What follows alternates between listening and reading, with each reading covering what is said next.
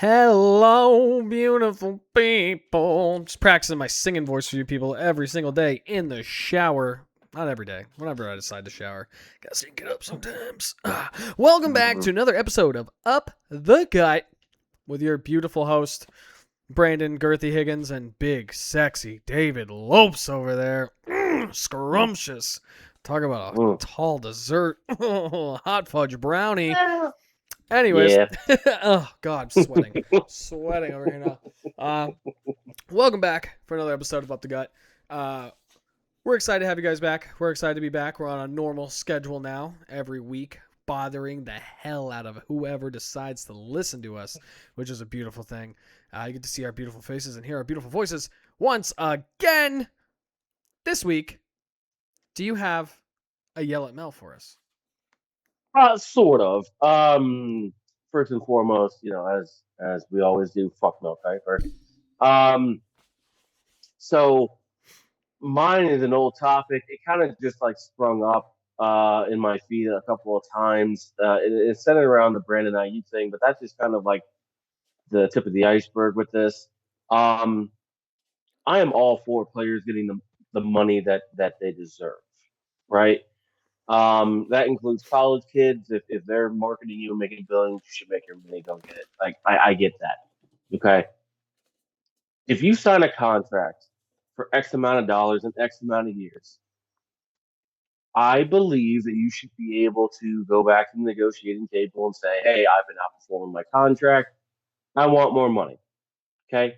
So before anybody gets any kind of illusions, I'm not saying that they shouldn't be able to do this. What I'm saying is that if you underperform, the team should go back and be able to negotiate down your contract. And you really shouldn't have that much of a say on it. The same way they don't really have a say on it when you want to hold out for a bigger contract. Um, Ayuk has been okay when he has not been injured. But he wants more money. Because other people are getting paid, and he feels like he's the better receiver than these guys. He's going to hold out, and he wants more money.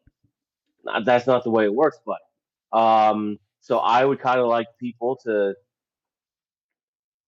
not necessarily think the way I do, because if I die alone on this hill, then I die alone on this hill. It's fine. But it kind of goes back to the whole. If anybody's ever seen the Adam Sandler movie called Mr. Deeds, like he says, like, if you play bad, should we be able to pay you less money? And the player's like, absolutely not. But I kind of feel like that's the way it should be. I'm kind of getting sick and tired of seeing all these multimillionaire dudes get their money. All of a sudden, they relax. They get they hurt. They don't want to force anything unless they're 100%. They don't play. But then they have the fucking balls to say that they want more money or complain when the team asks them to take a pay reduction to help out the salary cap. I don't know, kind of like a two-way street to me. But that's my yellow mail. Just keep your fucking mouth shut if you're not doing so well. I agree to an extent wise. I mean, I feel like a player should have to be locked in. So say they sign like a 5-year contract. They shouldn't be able to do anything until that last year of the contract. They shouldn't be able to come back in a year or two and be like, I want more money now. Well, it should be kind of like the rookie contracts to where they really can't do anything until like they're into that final year and then they're up for like another contract. It should be you have to play, I don't know, 3/4 of that contract before you can get another contract and come back and say you want more money. And because, I mean, at the end of the day, and then like they should have to perform at a certain level to get the money, because then like you're just signing someone to just sit there. Like Ayuk getting paid a shit ton of money. Yeah, he was injured, but he wasn't with the team or anything. He didn't even contact the team. For whatever reason, he just hated the 49ers after he got hurt because he got his money. And now he's in a holdout situation because of the 49ers, because the Commanders want him or have interest in him. And the 49ers know that, so they won't cut him so that the Commanders will have to trade for him, but the Commanders don't want to trade for him. They'll just sign it. It's a whole fucking thing. It's not helping my dynasty team. I can fucking tell you that much. Fucking annoying as shit. But yeah, I mean, there should be like a fine line to walk with it where the players don't get all the benefits of like, oh, I got paid. Now I could just like sleep and like not give a shit. Like Albert Hainsworth, first one ever to freaking do it. For the love of God, Commanders again. Commanders right there.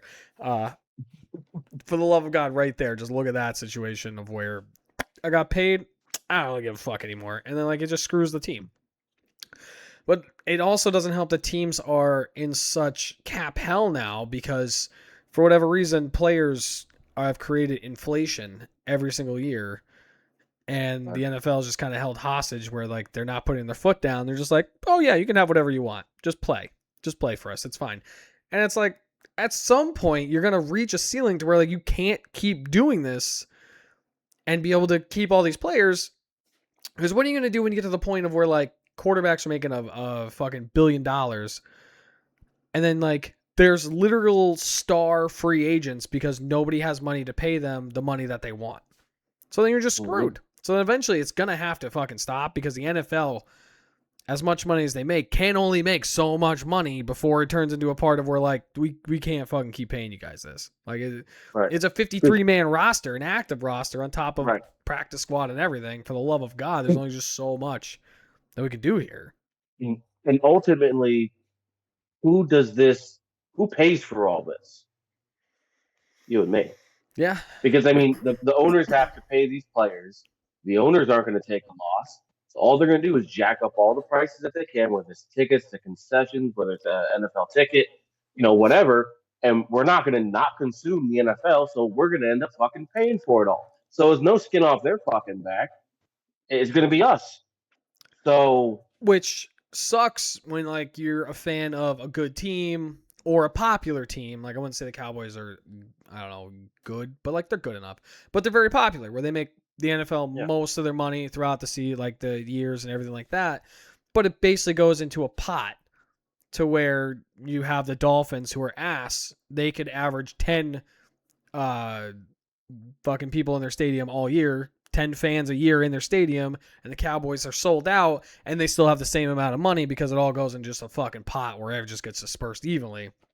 Where the Major League Baseball, it's all based off team, and that's why you have such a disparity between the Yankees and the A's, where like it's just, or the Rockies, where like the rosters, one player's making more than the entire team is making over the Rockies or the A's, but they don't have a salary cap.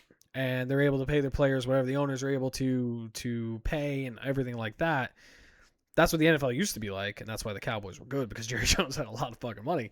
When they put the cap on, and Jerry Jones, I think, is still adjusting to the cap because he doesn't know what the fuck he's doing half the time. But it ends up hurting those teams that would have all that extra money to pay all these players, but they're limited at this. But the players don't give a shit about the cap. They don't care. They don't care that I only have X amount of dollars. Say I had $100 to pay players. Well, this guy wants fucking 75 of it, and then I have to pay the other 52 starters 25 out of that $25 that's left because he's a greedy piece of shit. And sometimes you just come off as a greedy piece of shit, and that's what it is. I mean, that's what I hate to say it, but it's what made Brady so great is he was always middle of the pack in quarterbacks being paid because he found other ways to make his money, and winning championships was more important than being the most paid quarterback in the history of the NFL or anything like that. Like respect, he's like, the respect comes from winning championships. It comes from winning games. It doesn't come from getting paid. Anyone's getting paid these days. Anyone is getting paid. That doesn't mean anything to me. Then you have fucking like J.C. Horn being like the top guy until someone else gets paid the next day over him or something like that. That's just not you it. can say for one day I was the highest paid corner. Oh, goody. You haven't done shit in the league. You haven't won anything, but you have that day. Congratulations. That means nothing. I don't care about what respect you're talking about. It's winning games and championships earns you more respect than, oh, I got paid the most. Like, who fucking cares? Yeah. You're still nothing. Yeah, you're better than, you are the top 0.5% of people in the world that can play in the NFL. Congratulations, that's awesome. Oh, you made your money. Congratulations, that's awesome. But I mean, you're just in the terms of the NFL, you're just an average player because you don't have championships, awards. I mean, even single awards don't really mean much. So you're not winning. You're not helping your team win. You're actually hurting them because they don't have enough money to sign other players to help you win games. And that's where the NFL might come up with a quarterback fucking salary cap. But honestly, I don't know if I saw this somewhere or maybe I was dreaming. I might have saw it somewhere where each position might have a cap where they can only pay so much for each position. So like your top player can only get paid quarterback $100 million. Well, that's it. I don't care who you are, whether you're Patrick Mahomes or fucking Russell Wilson. You're my top guy. This is what I want to pay you. I can only pay you $100 million. Here you go. Then running back. So I did see something similar. It wasn't quite that. It was like kind of like adopting the NBA model with the Supermax deal. Mm, Like the Supermax is 4 years, $200 million. Like that's it. That's the most. You can't do anything else after that. yeah. So like something like that, would be interesting to see. Yeah. But I mean, like, I feel like it should be position based too, though, because I mean, they kind of do that to where like the quarterback gets paid a lot more than running back or everything like that. But like, it should be dispersed in a way of where if you are the top guy, you're going to pay the top amount of dollars. I mean, every starting quarterback might end up getting the top 60 million a year or wherever the fuck it is then, just because you need a starting quarterback. But whatever way they disperse it through everyone else, but at least have it divided to where each position you have a cap, so it doesn't get crazy. They got to figure out the cap. They got to figure out the cap, like the NCAA has to figure out the NIL before it just gets fucking absolutely insane, because it's just gonna break the fucking game more than it already is. Well, okay. Well, that went a little longer than I thought it would. Anyways, we stretch out here. Are gonna go over the NFL East. We're gonna call it NFL East because we're gonna do AFC East and NFC East teams based off what they did in the draft, how it went, all that shebang. Lopesy Poo over there has a very complicated system that he decided on his. Actually, you know what? Before we get into this, speaking of Lopes' systems and his ideas, Lopes, we didn't cover this last time, and I feel like we should. Please tell them who won your draft points. Oh yeah. Based off the first round, so we did our mock drafts. Yeah. Everyone thought Lopes had a better draft than I did. His made more sense, everything like that. So Lopes came up with a point system. You get 1 point, 2 point, 3 point, or 4 point based off this whole thing. Please tell them who won. Yeah. So let me just put this little asterisk that the NFL is illogical, and this is the first thing that Higgins has actually beaten me at since I don't know birth. But he actually won. He got more points. So you got 4 points if you got the exact player with the exact team, and then it just goes down from there. If you got the team correct with a different position, you got so many points, and just things like that. And after we tallied it all up, he did actually finally defeat me in something. It's kind of like the whole David and Goliath thing. It was a decent amount of points too. It wasn't like close. It was like 8 points, 10 points. 8 to 10 points. Yeah, that's a decent amount. It's literally. I don't mean to tug my own horn, but But I will say this: Mel Kiper only got 2 picks right the entire first round, and one of them was the gimme Fernando Mendoza. So that was a gimme for everyone.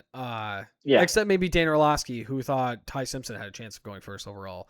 The only thing he was right about was him going in the first round, which we thought he was going to go in the first round too, just not to the fucking Rams, who decided to take a backup quarterback over starters. So, anyways, we'll get to the Rams when it's their time. They're not in the East. Neither should be the Cowboys, but they are in the East. But we're not covering them first. As you can see behind our beautiful Lopes, we're doing the AFC East first. And I'm going to let him take the reins because he has this very complicated system that I did not follow, and I don't want to diminish the way that he did it. He basically made a star system as if you are an NCAA recruit and kind of did it that way and did points and this whole thing. And beautiful mind, he's like Rain Man over there when it comes to this stuff. So I'm gonna let him take the reins. We can bathtubs and everything. My stuff, and I will be a part of this. But go ahead, Lopes. You got this one. Your time to shine, Bruce.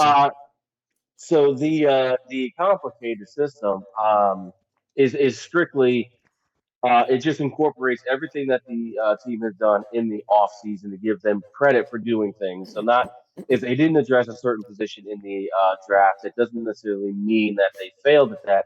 It just means that maybe free agency happened. Maybe they had a surplus last year and they could afford to lose this guy, but they had some young depth before.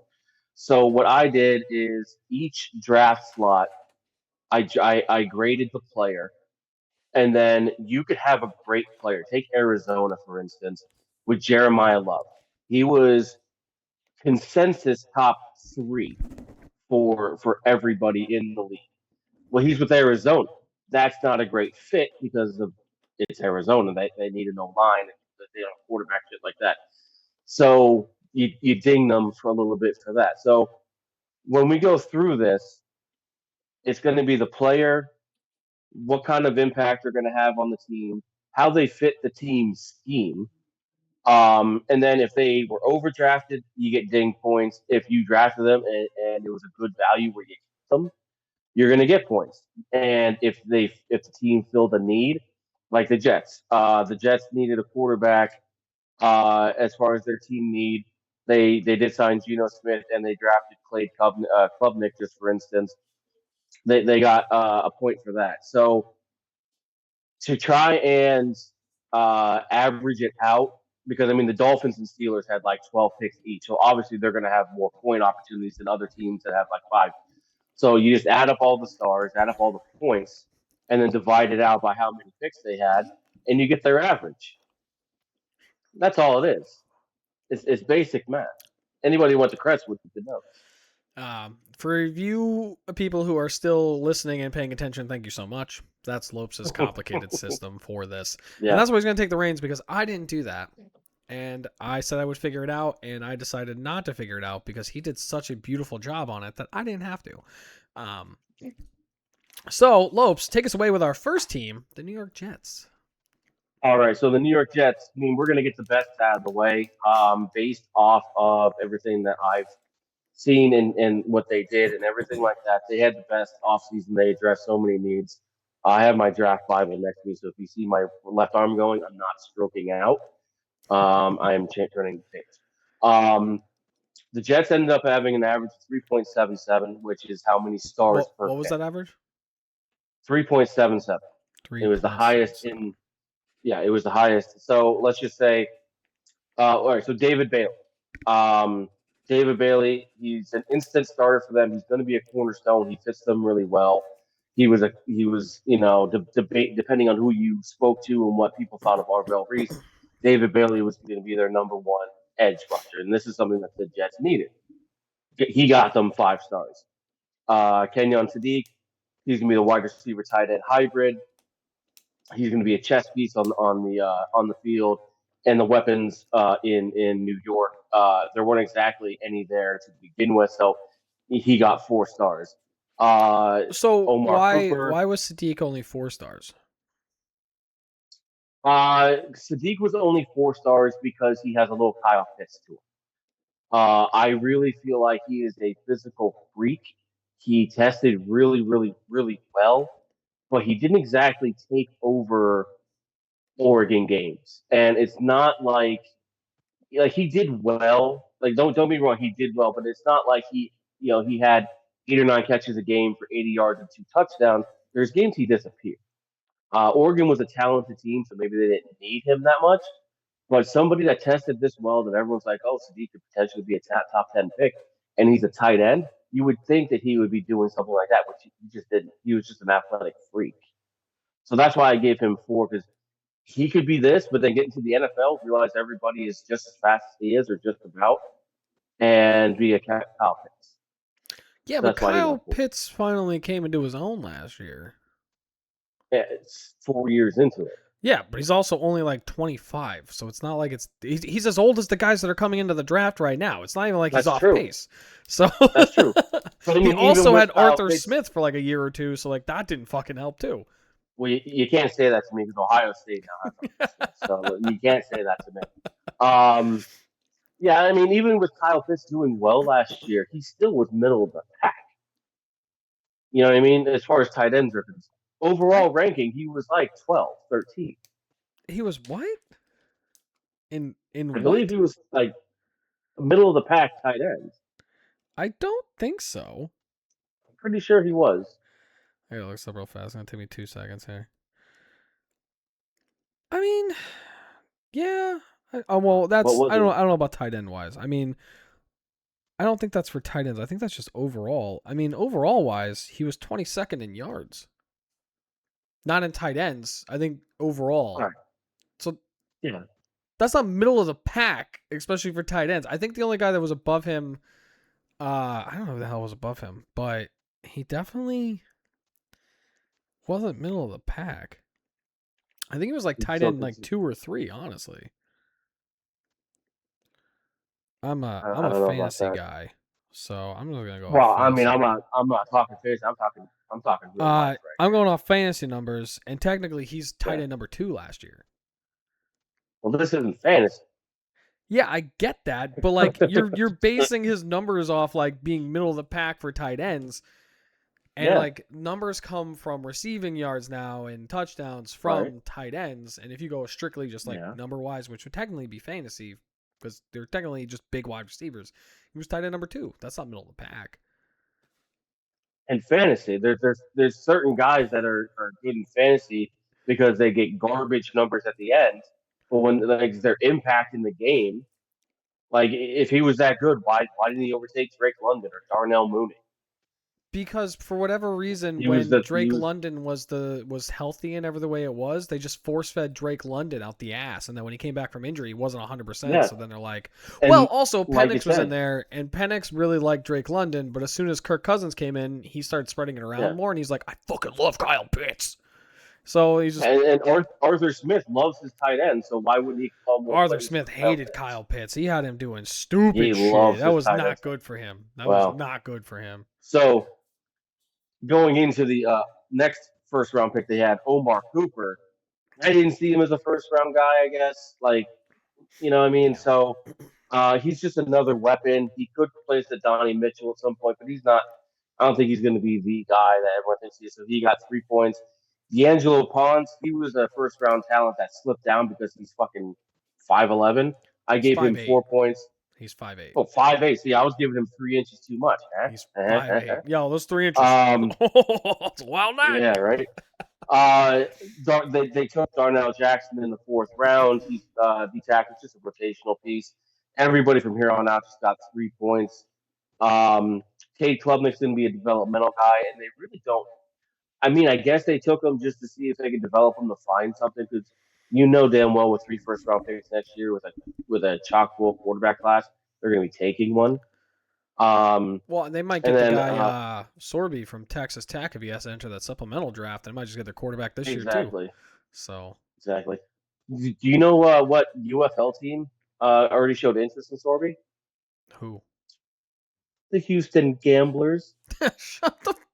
Oh, oh, Honestly, the oh, UFL would probably take him. He was like, "You just gamble, just be a oh, name, just be absolutely. a star for us. Yeah, Gamble all you want." Like, he'd whatever. walk on the field and be their fucking MVP. Yeah. And then Inez Cooper, offensive guard, he's just a depth rotational guy. And VJ Payne, safety at Kansas State, developmental. He'll be a core special teams dude. Um, but yeah, after all that said and done, they ended up with the highest average of 3.77. They won the draft. They won the offseason. Best in the division, best in the AFC, best in the league. What about you, Mr. Higgins? I mean, I love that they picked David Bailey over Arvell Reese. Like I said, I don't have your point system. I don't have that whole thing. So, you know. But like I'm happy they did that because I thought they were gonna do the most Jets thing possible and take Arvell Reese, who we'll get into more when we cover the Giants. Exactly. But they actually did something right. They got David Bailey. And then Sadiq, I thought he was a top 10, 15 talent, you know, just based off the freak athleticism, what he was. We saw Kyle Pitts go top 10. Bowers was just an absolute freak, and this is kind of the way tight ends are going now, to where like there's these physical specimens that we could put him on wide receiver, we could put him in slot, we could line him up because he can block. We could put him at tight end, like just line him up in line. And I know they had Mason Taylor. I like Mason Taylor, but with the NFL going to like 2 or 3 tight end sets now, they could use both of them. They could use both of them, and that's fine. And use Sadiq as like your main guy. Cooper Jr. though, not a huge fan of it, especially with like who was still on the board and was left. I mean, Denzel Boston was still there, and we go Cooper Jr. instead. I've said to you, I kind of liked his counterpart Surratt more than I liked Cooper Jr. last year. I mean, overall, I that kind of confused me, but the Pawns pick, they have him right now at like outside corner. He's definitely gonna be their nickel back. The depth chart I'm looking at right now, there's no way in hell you're gonna put a 5'8" corner on the outside with these 6'4" wide receivers. I don't care if he can jump 90 feet in the air. The guy's already got, I don't know, almost a foot on him. So, like, what are we Mhm. going to do here? But I like Pons. Pons made plays. I think he's going to be a great nickelback for him, which is a great pick there. Darnell Jackson, big physical guy. I feel like he can take over one of those defensive tackle positions because they run a 4-3, especially when your competition is Sweat, Harrison Phillips, who's a journeyman, Mozzie Smith, and then a bunch of other nobodies. I feel like he's going to end up starting for them at least halfway through the season because no one else is going to pan out. And they're like, let's see what happens with this guy. And Klubnik, I liked Klubnik. Klubnik was a first round talent last year. Everyone's like, this guy would be a first round quarterback if he comes out. He decided not to. He decided to go back to college because he wanted to win a championship for Clemson. That's what he wanted to do. Well, it didn't fucking turn out that way. And I don't know if that is just Clemson. The last year he was there that Mhm. ruined it, and he actually still has the talent or whatever's going on with him. But he might play some meaningful snaps this year if Geno Smith and who else we got there? Brady Cook end up not panning out. So I could see him maybe taking some snaps, and it might work out unless they end up with Sorby. Then it doesn't really matter what the hell happens with that. Mhm.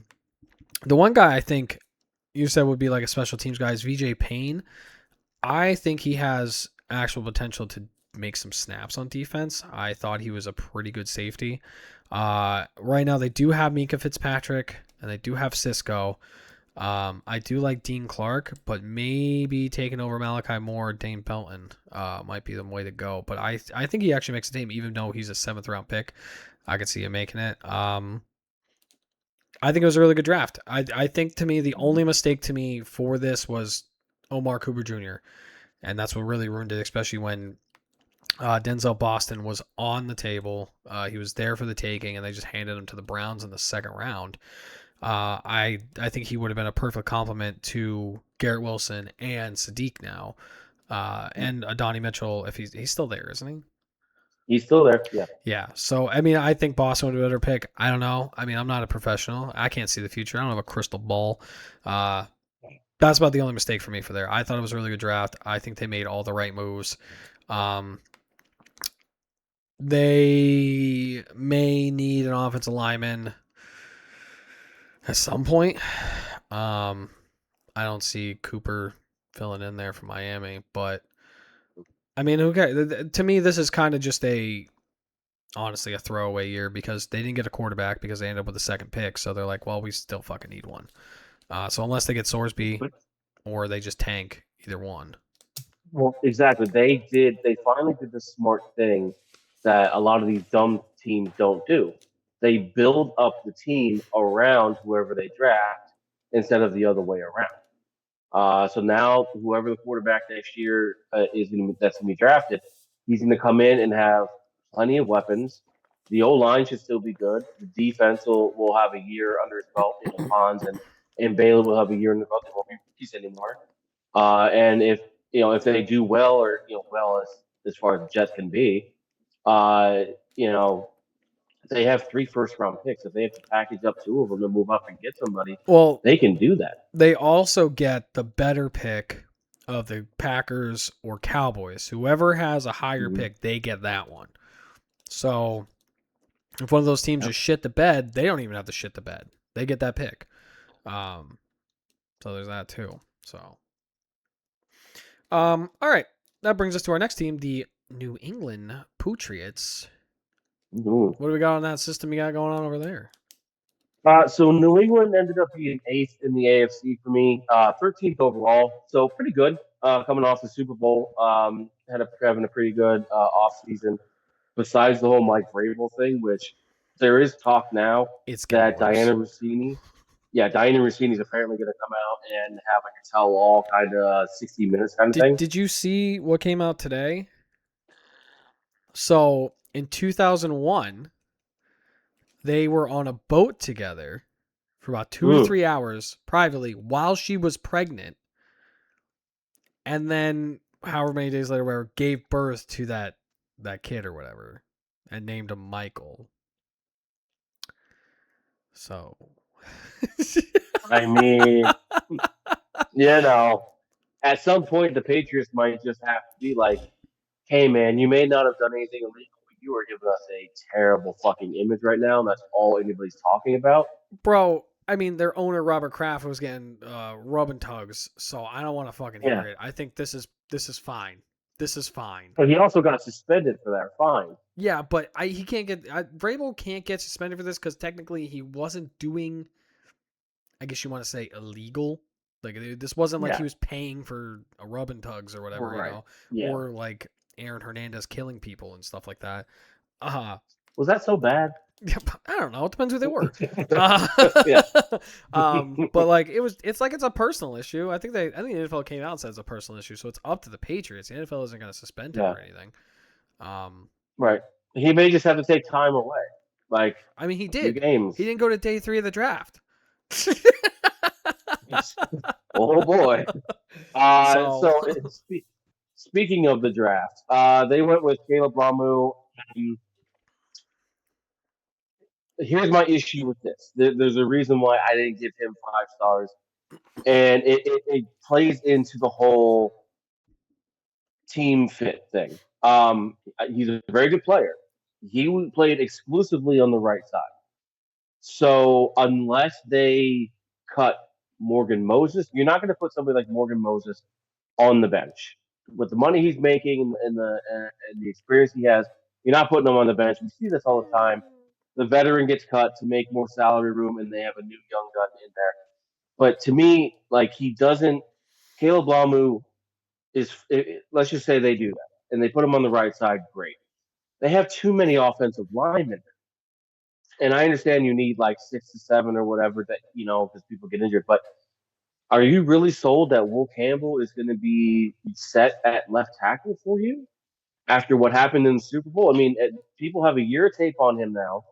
They see what works and what doesn't. The NFL is, monkey see, monkey do. You know, so they start studying the tape. Like, okay, well, this is what he's susceptible to. We're just keep doing this every time we play against him. If he don't adjust or the team doesn't adjust, he'll be struggling more. And they just signed Elijah Vera Tucker. They have Wilson at center. They have Onwenu at guard. So I mean, where does this fit if they have to shove Campbell inside, and then who's your left tackle? So that's the only reason why I didn't give it 5. It's not necessarily the players, the team. okay. I mean, I like Caleb Lamu. I think Mhm. it was. I mean, Morgan Moses is up there in age. I mean, whatever way it is, even if they want to like ease him in and use Morgan Moses and just kind of get Lomo up to speed, or bump Campbell inside and put Lomo on the left side. I don't know what they're playing, or switch them. Campbell, you're going to play right tackle, and Lomo go play left tackle because we need a guy with longer arms to protect the blind side of Drake May. I feel like those guys are athletic enough to do that, and I don't think they'd have a problem doing it. I think it's the right move because they're trying to protect the most important person that we saw last year was Drake May, who was in the MVP race, and we saw what happened in the Super Bowl when he had negative 5 seconds to fucking throw the ball at every single turn. I like it. I think. I mean, at 28 too. I mean, that's a pretty good fucking pick at 28. I mean, the value that you get out of Lomo and the type of player he was. Yeah, I mean, I gave him 4 stars for it. Same with Gabe Jackus, the DN from Illinois. I think he'll be a rotational piece and eventual starter. But with them playing 3-4, they have Milton Williams and Christian Barmore. I'm pretty sure Barmore can bump inside a little bit to be like an under tackle kind of thing. Maybe they can do that in the future, get Jackus on the field. Not bad for second round pick. Some people had him in first. I did not. The next one I gave 3 stars. Eli Reardon, the tight end from Notre Dame. So I guess they're just basically going with a high side kind of thing.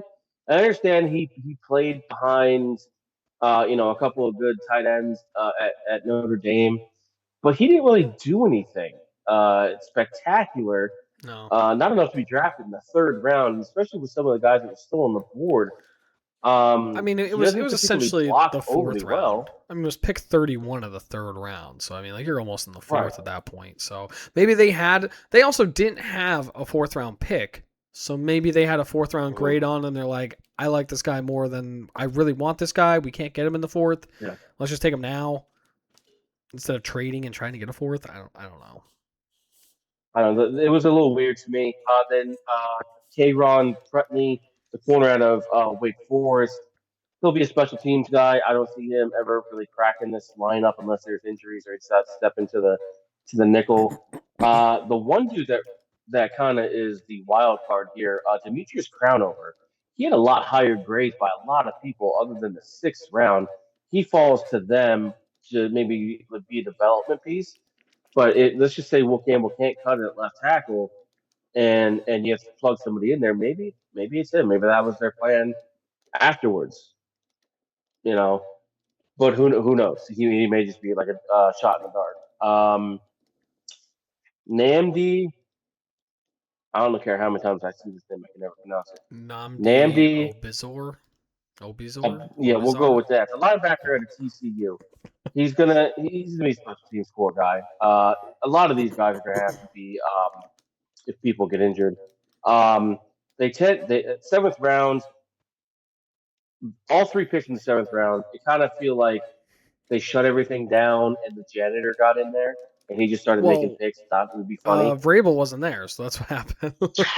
Oh, that's it. Yeah, that's why it's. Yeah. So you take Bren Morton, quarterback at a Texas Tech.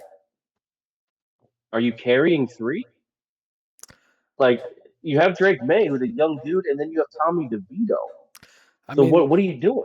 maybe he'll compete with Tommy DeVito for the backup. I don't know. That's the only thing I can think of. Okay. Jam Miller again. Why? I So don't another get it. running back can sit on the bench behind Henderson when Stevenson Yeah, fumbles 4 times in a game.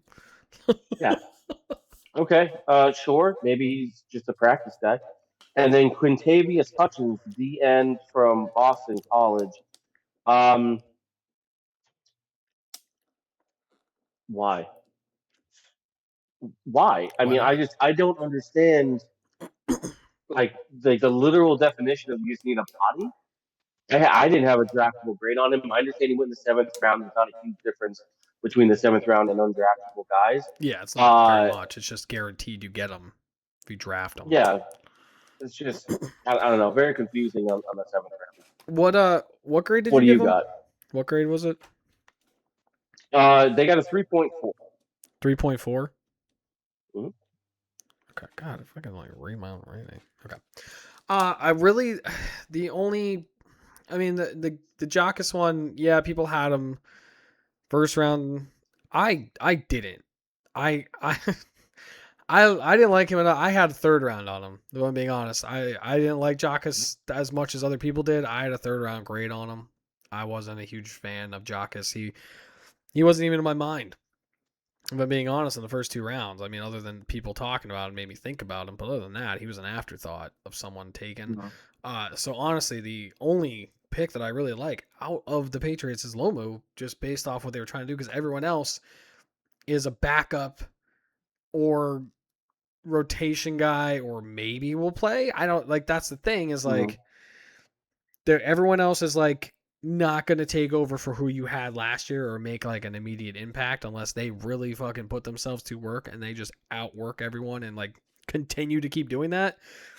Right. Other than that, I mean, really the only person I see making a huge impact this year is Lomo, and then Jockus is just going to get extra playing time because you took him in the second round. But Yeah. he's playing behind Landry Jr. and then Tremont Jones, who I'm pretty sure they just gave a decent contract to. Mm-hmm. So he's going to be your rotational guy as your pass rusher. Probably just put him in there on third downs, third and longs, give him pass rush skills, do that, try to keep him fresh. Um, Yeah. but I don't know. I mean, like I feel like there were other pieces there to take. Um, but then again, you had 1, 2, and 3, and then you had all 5, 6, and 7 picks, and they kind of just threw Right. away the seventh rounders, and they were just like, start on a board. There we Yeah. go. Like there it Maybe is. somebody will hit. Yeah, I mean, Yeah. like nothing against the tight end at Notre Dame. I don't think they needed a third tight end at that point. Um, like I said, they might have had a fourth round on them. They didn't have a fourth round. Nobody wanted to trade with them. They were like, "Fuck it, just take them now." Then, But I feel like he probably could have got something else. I mean, your Mhm. receivers are Dobbs, Pop Douglas, Boutte, who I heard is on the chopping block. They might trade him. Mac Hollins, Chisholm, Kyle Williams, maybe AJ Brown. If they get AJ Brown, it makes sense for them Right. not taking any receiver whatsoever. Um, maybe Chisholm gets a shot because they loved him last year. He was a preseason hero. He's looking great. And then for whatever reason, they just didn't fucking play him. He was ripping up teams in preseason, showing you what he's got. And then Vrabel fucking hates rookies. I swear to God, because he just refuses to fucking play them. Saw it with Travion Henderson. Just refuses to fucking play Hmm. these guys. Well, now he's in year 2. Do you have an excuse for this one? I don't fucking know. They got to have some type of plan there because trading for Dobbs or signing Dobbs, what the fuck ever. I don't give a shit. That's not good. That's not him being your number one. He's not. They better get AJ Brown or they're fucked. They're Hmm. in the same situation they were Absolutely. last year. I mean, I don't know. I don't think they did amazing. They filled some backup rotation and got a tackle, and that's about it. I mean, I'm not a giant fan of it, but you are Super Bowl runner up, and probably never making the Super Bowl again based off of statistics. So we're gonna see what the fuck happens. Well, Drake May making the Super Bowl again. So next one you got is the Miami Dolphins, who every one of their picks is Mhm. probably going to play because they fucking blow. Yeah, it doesn't. It's not saying that every player they got is starting quality. That's just how bad their freaking roster is. It's just that Um, they're that bad that they're probably yeah. gonna get some playing time. What'd you give them for average wise? Uh, so average they were a 3.35. 3 point what? Um, 3.35. 3.5. Okay. Uh, yep, they were third in the East, ninth in the conference, and 16th overall. So right in the middle of the pack. Um, Now, obviously, they got as many points as you could possibly get for filling needs because their needs were Yeah. everywhere. Uh, Caden Proctor, I gave him 4 stars because he's an instant starter, and it doesn't matter if he is a guard or an actual tackle. He's an instant starter and an upgrade for them there. Mm-hmm. Um, He Chris was the Johnson, only. Oh no, they took 2 offensive linemen. DJ Campbell. Yeah. mhm, yeah, yeah, but DJ Campbell was like He might play. late, I don't know. This late. team is so fucking bad. You Yeah, never know. yeah. Uh, Chris Johnson, very underrated. He's going to end up being their corner CB1.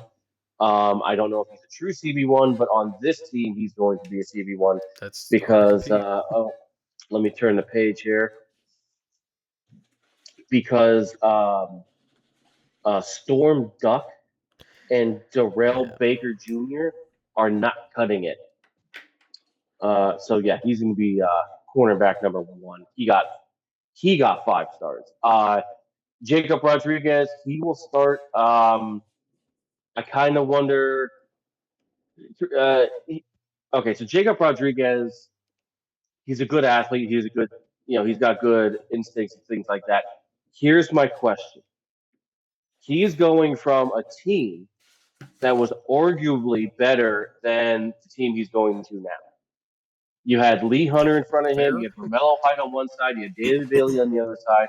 I'm pretty sure a couple Texas Tech guys in the secondary got drafted. So he was in the middle of all of that. So when he's protected like that in college to make all these tackles, is he going to be protected like that when he comes to a team like the Dolphins? I don't know. He'll be their middle linebacker or one of them, and Yeah. and we'll see what happens. He's also 25, by the way. Um, Well, they run a 4-3, so they only have one middle linebacker. okay, so yeah, I couldn't remember which one it was, Yeah, but they run a yeah, he'll be 4-3. yeah. So Uh, let's see, and then Josh Uche and I believe Jordan Brooks are the other 2 linebackers. I'll start with them. yeah, they got Um, right now the starters are Jordan Brooks, who there was talks about them trading him. I don't know what they're doing with him. right. Tyrell Dodson and Willie Gay Jr. So Uh, apparently they moved Ronnie Harrison Jr. from safety down to linebacker. So he wasn't very okay, fast. He was very big at safety. I think he's more of a yeah. linebacker in the NFL because of the way that the NFL is now. Hmm. But kudos to them. We'll see. So this one so this is going to be like just a little example of the grading average out. The third round pick, Caleb Douglas from Texas Tech. To me, he was a huge reach in round three, and to me, he's not going to start. I don't know how much he's going to contribute on a bad team. I didn't really believe in this kid at all, and I didn't expect to see him before day three, let alone round three. So I gave this one 2 stars. I just don't understand this pick. Um, Will Kazmarek, he's more of a blocking tight end. That confuses me of why you took him in round three. I guess maybe because Eli Raridon, their flavor. Yeah. Um, the one that I gave a Hotels.com is four where you go star to choose to from is hundreds of Chris thousands of Bell, wide hotels. receiver out of Louisville. He was a steal in round three. He would have been a first round pick if he didn't hurt his knee. This team is going to be bad, so even if they have to take their time with him coming back and he doesn't play, just basically take a redshirt year, that's fine. When he's healthy, he's probably going to be the best receiver on the team. Yeah. Trey Moore, I don't know if he's a linebacker or a DN. The dude's 6'2", 243. I Did a think they have little him bit of both in Texas. on this one. They have him a linebacker, but I mean, they could just use him as a Okay. pass rusher too. I don't know. It's the Dolphins. They can do whatever the Yep. hell they want. Um, Kyle Lewis, the linebacker to Pittsburgh, I gave that 3 stars. I I heard at the draft that they were talking about moving him from linebacker to safety because he's got Yeah. durability It's because he's like a little bit smaller in terms of being a linebacker, issues. but he's very athletic. So he's like that tweener. So they might move him back Yeah. to safety, which is fine. Whatever. Uh, Speaking of safeties, they also took Michael Taft, safety out of Texas. Smart guy. Yes, he is. Kevin Coleman Jr., wide receiver out of Missouri. He's going to be like a returner. I think he's actually in competition, or going to be in competition for their kick and punt return. They took yet another tight end, Seydou Traore from Mississippi State. Yeah. Cool, I guess. Then as the aforementioned DJ Campbell and defensive end Max Llewellyn out of Iowa. Both are just going to be depth pieces at this point. But yeah, they had a shit ton of picks. Even if they only hit on 2 or 3 of them, they got at least a little bit of depth. And that's something that they desperately need. Now they just need some star power. I mean, depth, yeah, but like all these guys might fucking play just so fucking how bad they were.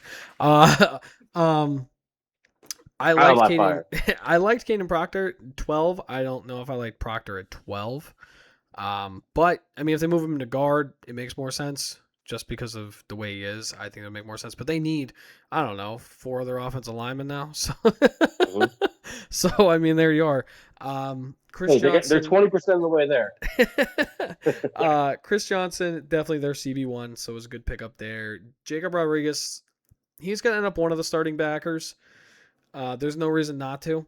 I mean, I don't. I think Willie Gay's pretty good. They're thinking about trading Brooks. You could put him in a middle linebacker in front of Dotson, honestly, Mm-hmm. and just take that over. He doesn't have to be a green dot guy, but I think he will be better than what you guys have. And he's 25, so he's already looking for a second contract technically. um, Yeah. Now the Caleb Douglas one, I don't hate it as much as you do, especially because I just looked it up because I wasn't too familiar on his size. He's actually 6'3.5", and he runs a 4.39. Yeah. So I see the speed and athleticism there, what they can do, and the size. So I don't hate it, especially on a team where before the draft your starters were Malik Washington, Jalen Tolbert, and Tutu Atwell. None of those scream, oh my God, that's my guy. Right. It sure as fuck ain't goddamn Jalen Tolbert. Had to deal with his ass for the past 4 years, and let me fucking tell you, I'm glad he's gone. Not good. Not good. Not good, Bob. Not good. I don't get the tight end picks, either one. I especially the Ohio State guy, Will Kazmarek. Yeah. Especially in the third round. I think you could have got someone better. Especially your backup tight end because you have Greg Dortch or Dulcich. Mm-hmm. I think it's Dulcich. As your starter and you like him. So I mean, they don't have Darren Waller anymore, which is fine because they started using Dulcich more anyways. But I think they're probably their best value pick that they got was Chris Bell, who was a first round talent until he blew out his fucking knee. I dropped my pen. Which they could have got a steal right there in the third round, end of the third round. It might be the best player out of that entire draft. Either way, they're going to find out what all of these players can do very fast. Mm-hmm. Because they might have to throw the ball 100 times a game too because Achane is looking for a new contract and he don't want to fucking play with the one he has right now. Which I don't blame him because he's going to get the ball and he's going to get smacked every single down this year. Right. I'd be looking for a new contract too because I'm like, I'm not playing under this. You guys are going to get me killed. You guys are going to stack the box and Yeah, get me fucking killed. this season is going to take years off of his career. He's done. Not that he's done, but he's going to get killed this year because everyone's just going to put like 8-9 guys in the box and be like, go ahead, throw it. Use the quarterback that has had a total of like 30 down the field passes his entire career that you're giving $30 million a year to beat us with all these rookie wide receivers and Jalen Tolbert. Like, there you go. Congratulations. Good luck. I don't care. I think yes, they filled a lot of holes, but they were all holes. They didn't. Right. They had maybe like 2 or 3 players that you're like, okay, like that's fine. It sure as fuck ain't Storm Duck or Jason Marshall Jr. Or Lonnie Johnson Jr. or Dante Trader. Honestly, Taffy might end up taking one of those starting safety spots because I don't see why not. So, all right. So that brings us to the last team in the AFC East, and that is the Buffalo Bills. Taylor Higgins' favorite team over her husband's Dolphins. So there you go, Taylor. There's your shout out. I know you don't listen to the podcast, but I'm still going to shout out the Buffalo Bills to you every single time because you don't know shit about football, and it's okay. I love you anyways. Buffalo Bills. What average did you give them? 3.18. All right. Do you have a total overall where they were in terms of teams? I do. Yeah. So obviously last in the AFC East, 14th in the AFC, and 26th in the league. I didn't particularly care for a lot that they did. Damn. Yeah. Okay. Go ahead and break it down for us. All right. All right. So their first pick was in the second round with TJ Parker. He'll be an eventual starter. I don't necessarily see him starting over TJ Sanders or Gregory Rousseau. He's definitely not big enough to move inside, so he's just going to be a rotational guy. Who do you have in front of him? Rousseau and who? TJ Sanders. That is who was listed as his as one of their starting ends. have TJ Sanders down at left end because they run a 3-4. Bradley Chubb, I have him in front of him because they signed Bradley Chubb. Okay. So yeah, so the guys that I see in the depth charts that I use from ourlads.com, they had Bradley Chubb being flexed out to an outside linebacker. Can I help out with that? Yeah, because they run a 3-4, so technically he would be an outside linebacker. Right. I think Parker's going to be an outside linebacker for them. Because that's not going to change much with my rankings, but that's just I mean they use them as like pass rushers mainly, anyways, because Rousseau is Davison he played for us, and I can still never say his last name. Igbinosin, Mr. Hansy. He's a good player. He's got decent instincts, but he's very physical, and he draws a lot of penalties. Trust me, I suffered with it every single fucking game. Every time the ball's thrown his way, you kind of have to clench your asshole a little bit because he'll make a little play, and as he's doing mid-celebration, you see a yellow thing coming down through the ground because he jammed them too long or he got in his face. He needs to just calm down. Just calm down a little bit. And quite honestly, he's probably going to be at worst the cornerback too, because they have Maxwell Harrison still, their other drafted corner. So I think they're still in trouble a little bit at corner. I didn't mind the Jude Bowery pick. Apparently, he needs to get stronger, and he's going to be a depth piece at this time. But he could be a starter for them in the future. Uh, I was I was over the moon for Skylar Bell. I think he gets a lot of hate because he plays at UConn and he plays in a conference that's not very good. And he had a lot of production. I still think on a team that really needs wide receivers, they did just trade for DJ Moore. I think he's a starter right now for them. Between him, DJ Moore, Shakir, and then who's that one that doesn't wear shoes? I can't think of his name right now. Mac Hollins is on the He Patriots. that no, not him. That's right. Keenan They Coleman? got rid of him. Keenan Coleman. Thank you. Hmm. I was mixing him up with a guy that can't play ever because he doesn't he's a bust. So you move Keenan Coleman to the bench if they just cut him or trade him. Um, I think they got a really good deal with Caleb Elam Arms, uh, Elam's or the linebacker at TCU. I think he'll be a rotational guy and special teams dude. Again, their linebackers are not good, so he may get a chance to get some reps in there. Jason Kilgore, I think, will be an eventual starter at safety for them. Uh, the most confusing pick for me is Zane Durant, and I'm going to defer to you to this because to me, he's an undersized, he is an understrength defensive tackle that relies on speed. Um, I don't really necessarily see him fitting in with this system. I don't think that he's going to amount to a whole heck of a lot. But you're the Penn State fan. You've seen a lot more of him than I have. So am I off on that? I think based off last year's film, no. But then again, I think everyone, because like the year before, he was considered day one, day two pick, and Mm-hmm. then Penn State just took a huge crap, like a giant crap. Um, I actually really like the pick because I think it's a really good value there in the fifth round for Zane Durant, who I had a third, fourth round uh, grade on. Yeah, he's a little undersized if you use him at nose tackle, but if you're using him at D tackle in a 3-4, I don't really see an issue with it because technically you still have four pass rushers. He's not going to have to line up directly over the nose every single time. Sometimes he'll be at end, sometimes he'll be inside, and that's fine because then he could use the speed that he has and the way he has it. Um, which he'll be a rotational guy. I see him getting some playing time and trying to use that maybe just on pass rushing downs and get him acclimated. Um, he can definitely. He looked.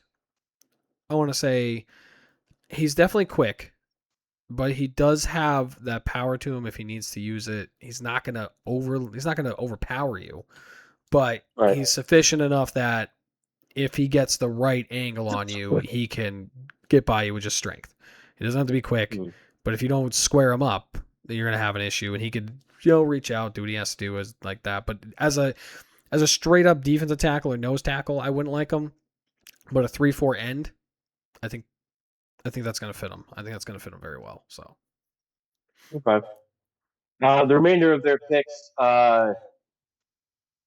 and maybe it's because not only am I an ageist, I don't believe kickers and punters are actual people. They're kind of like kids. Like you're my best buddy in the whole world, and I say, "Hey, guys, let's go out to the bar," but you're on baby daddy duty. I'm like, "Fine, bring them along. Just bring the kid along. We'll get a sippy cup." It's kind of like that. That's the kicker punter to me.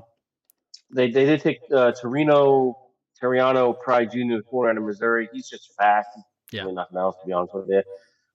Tommy Doman, the punter from Florida, he's got a really good leg. I mean, he's a punter, so like, how much fucking analysis can you do? Yeah.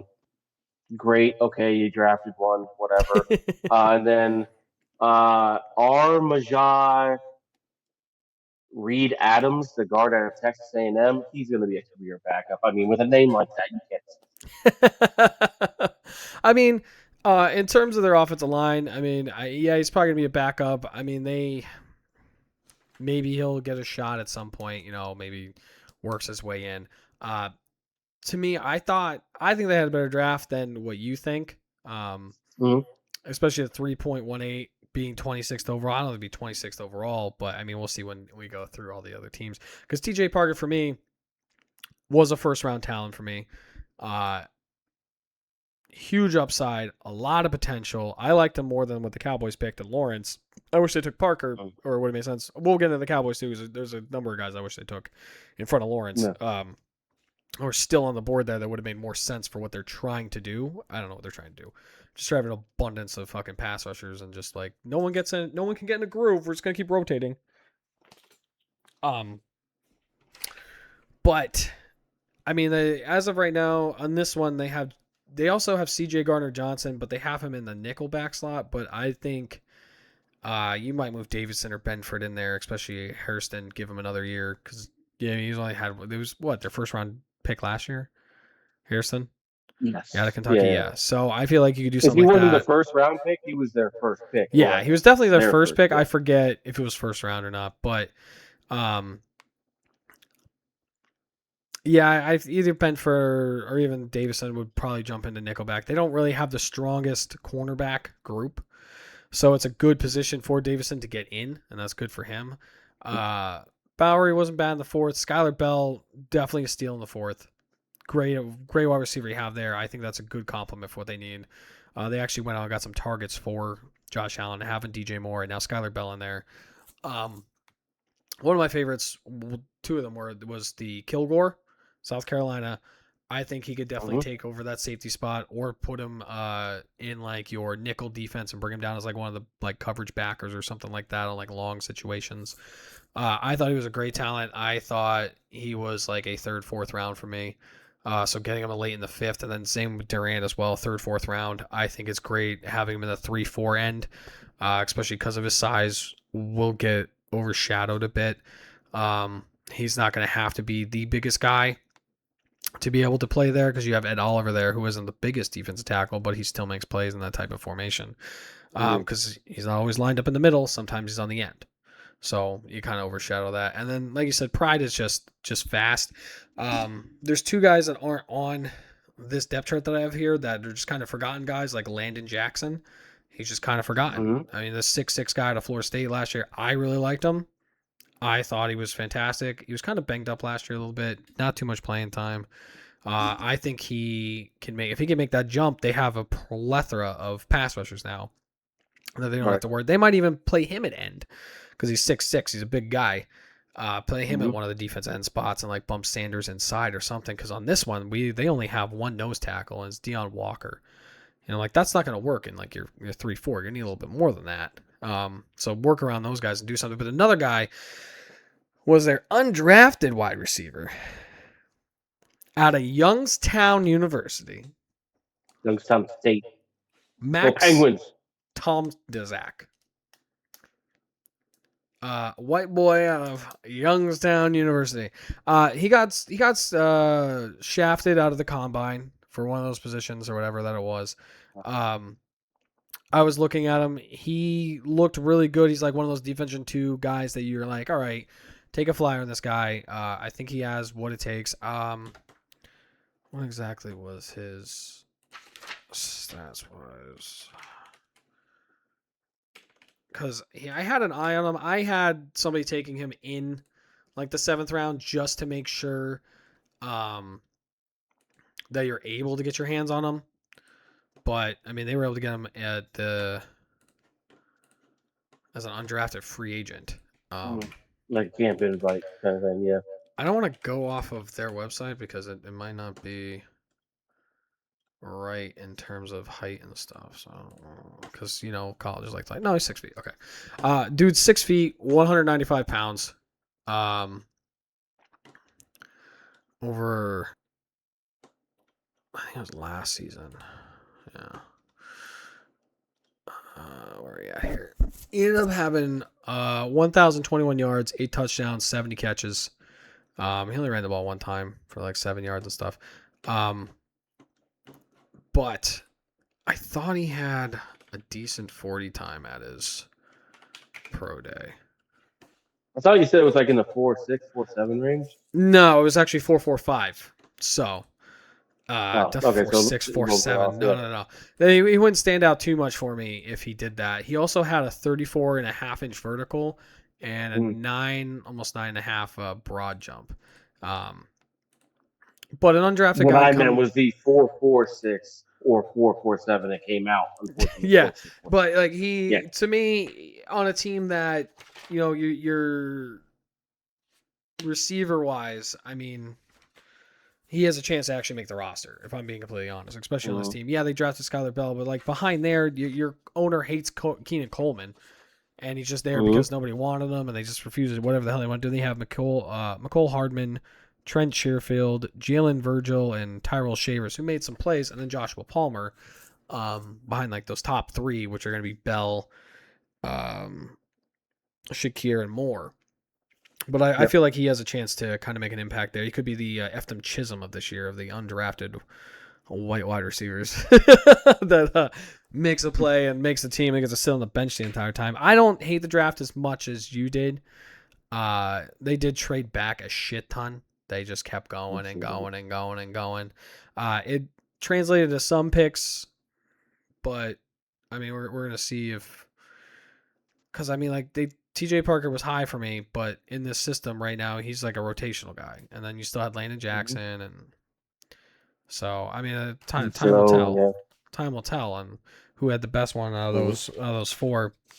I think in terms of draft and the way things were going, it probably was the Jets.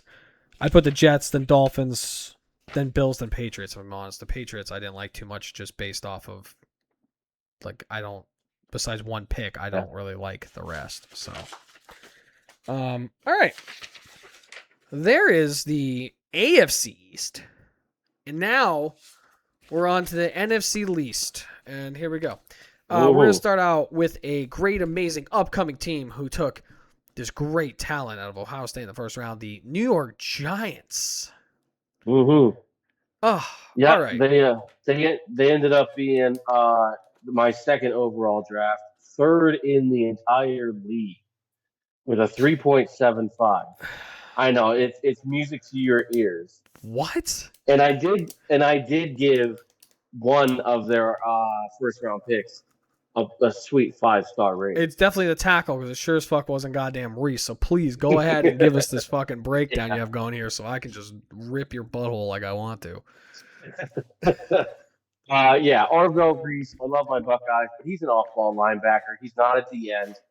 And when I was doing the evals of the team's draft for these segments, the only thing that kept going through my head was they really wanted Sonny Styles. So why not just take Sonny fucking Styles? Like I don't get it. Like Arvell Reese is potentially a phenomenal talent, but he's also could just be another off-ball linebacker existing in the league for 6 to 7 years and then he retires. So why not go after the guy that you say is a perfect fit? I don't get it, but I gave him 4 stars just because of the upside being so high. Francis Mauigoa, remember how Will said that their offensive line was just fine? That turned out to be a lie. That Evan Neal, Whether he man. What did plays, you need any more than that? even if he plays offensive guard, which is where they say he's going to be slated, he could still go into guard now, and then Evan Neal they could kick the fuck out, and then in 27 he could be their right tackle. I don't want to play So I Evan gave Neal that ever. I don't want to play Evan Neal ever. at all. Unless he's playing the If he came Cowboys. to our GFA team, if he came to us and said, "Hey, I want to play for your GFA team," it's like I don't know if we have the roster spot for you, I bro. can't do it. I You can't know, do it. um, I did enjoy the Colton Hood pick. He could end up being their cornerback number 1 by the end of the year. Um, the Malachi Fields, I giggled to I almost peed my Pampers because Jesus Christ, I was not high on Malachi Fields. He's a solid, big-bodied receiver who does absolutely nothing special. He was just the best receiver, well, supposedly the best receiver on a national team that went to a championship and also ran the ball 60% of the time. And they took him in the third round. I did not. I couldn't. I was beside myself. He's I another Keenan missed the next Coleman. 2 picks that I was He's Keenan laughing. Coleman. That's all he is. Yeah. And And the you Giants are loved like, you know Keenan what? Coleman though. You loved Keenan Coleman. I did, but unlike the Giants, I have learned from my mistakes. Um, so when I see someone that looks like Keenan Coleman, plays like Keenan Coleman, I'm like, wait a second, I fell for this once before. Nay again. Um, Bobby Jamison Travis, D tackle out of Auburn. For what they need him for, I really like the pick. Dude, 6'3", 328 pounds, strictly a 0 or 1 tech in nose guard in their system. And if all he has to do is push the center forward, eat up some blocks, not really get out of the A gaps or have any other responsibilities other than the A gaps, this is a steal. Now, this was before they signed DJ Reader. So maybe this guy doesn't have to play off right off the bat, but he can learn from Reader. Just once Reader's done, that's it. You got this guy, and you got this dude in the 6th round. I really like that. J.C. Davis, offensive tackle out of Illinois. I didn't see the hate on this guy because I thought he played pretty decent on an Illinois team that was kind of middle of the road. So it'll be a depth piece. Injuries happen. He could potentially get some playing time. And then this here is what I gave this guy highest grade that I gave anybody in the later rounds. 6th round pick, Jack Kelly, linebacker at BYU. I don't understand what is not to like about Jack Kelly. He's a throwback linebacker. He's tough. He's smart. He does everything you could want, but then they're like, you're a late day 3 guy. I gave him 4 stars. And honestly, with some coaching and stuff like that, depending on what the other guys do, like because I'm pretty sure Tremaine Edmonds is their starter. I could easily see Jack Kelly going in for like an injury or something like that, not relinquishing it. And you got that 6th round with your last pick. Like, that's fantastic. That's fantastic to me. Okay, so I will agree with that. Jack Kelly pick was really good. Mm-hmm. That fits a need. I think it's a great pick. They still have Edmonds, McFadden, and now Reese there too. So you have 4. The Reese thing, yeah, they wanted Sonny Styles, but Sonny Styles doesn't rush the passer because they want Reese to just do it all. The only problem is Reese, and I'm going to put this the nicest way I possibly could. I am going to be completely PC on this one, okay? Okay. He is not the brightest crayon in the box, the brightest star in the sky, the sharpest tool in the shed, whatever analogy you want to use for this guy. He has the mind of a kindergartner. I have no idea. I honestly am worried. I was high on Reese until I heard him talk and answer questions. And ever since then, I was like, how the hell did he do so well in these pre-draft interviews that he still got drafted the 5th overall player? And the Giants think he can learn multiple positions? I don't know if he's going to be able to learn one in the NFL, especially with the terminology these guys use. Ohio State was easy. It was like, Reese, get the ball. And he's like, oh, I get the ball. And that's it. Like, that's all he had to do. It was like, go get ball. Reese, go get the ball. Oh, I get the ball. He was Bobby Boucher. He was fucking Bobby Boucher at Ohio State. So to sum this up, you were intrigued by his physical abilities, and then afterwards he started speaking, and you heard about his high school GPA being under a 0.5. Now every time he speaks, all you hear is, "You teach me to football." Yeah, honestly, he is Bobby Boucher to me. He's just a straight up football player, but Bobby Boucher was able to learn multiple positions, and I don't think that he can do it. So that kind of hurts the pick after the fact. It was a great pick during the time, but if they want to use him as a pass rusher and everything, you have 4 pass rushers. You have Burns, you get Thibodeau, you have Abdul Carter, who apparently, from what I'm seeing, hasn't lifted a weight the entire offseason. It looks like he's lost weight, which is not fucking great. CJ Stroud looks like he put on more muscle than freaking Abdul Carter did. It's not great. The Hood pick, great for them. They need a corner, everything like that. The Moaga Mm-hmm. out of Miami. I can never pronounce his last name. Great pick. That's a steal for me at 10. I had him going like higher. I had him like top 5, 6 picks, just based off talent wise. The Fields one, that one, we literally texted each other and we were like, you can have him. And I was like, I was thinking the same thing because honestly, I wanted nothing to do with him. And I was happy he was gone because then he wasn't even a choice. The dude's just big and he's big and slow. I mean, he ran like a 4.7. He ran like a 4.7 40. And like, dude, by the time you're down the field for your 10-yard curl, I'm getting sacked. I don't have time to get you the ball. This is the NFL, Right. man. 4.7 may not seem like that slow. Like, I can't run a 4.7. I'm not in the NFL. That don't fucking matter if I can't run a 4.7 or not. I don't have to run a 4.7.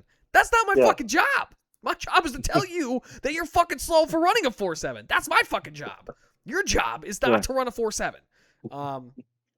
He's like I said, he's basically Keenan Coleman. He's just big and slower.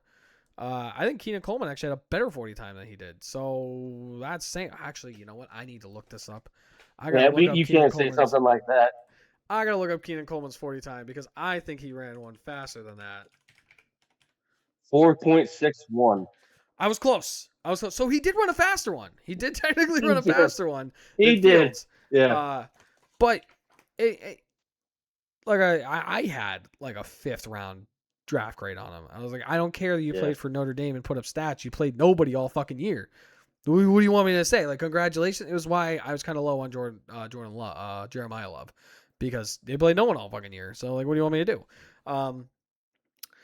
I didn't know much about Jameson Travis from Auburn and see much, or Davis, but I did like the Kelly pick. That's why I was very confused when you have them as the number 3, because out of those picks, I mean, even their first pick is kind of a question mark. Is how is he going to pan out? I'm not sold after watching him talk if he's going to be what I thought he was going to be and what they think he's going to be and what they want him to be. If they were going to have him play one position, I would be more confident.